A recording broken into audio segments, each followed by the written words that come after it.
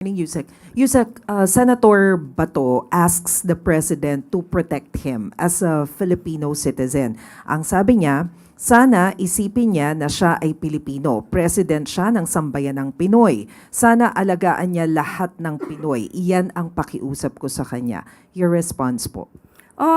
Maski naman po yung mga EJK victims ay humihingi rin po ng proteksyon sa gobyerno.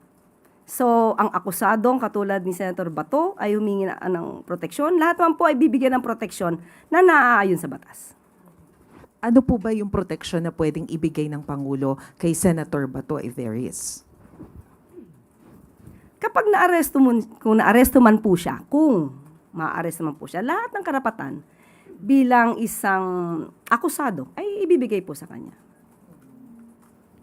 And what do you think about the timing nung appearance po ni Senator Bato? He appeared yesterday before the Senate after more or less 6 months.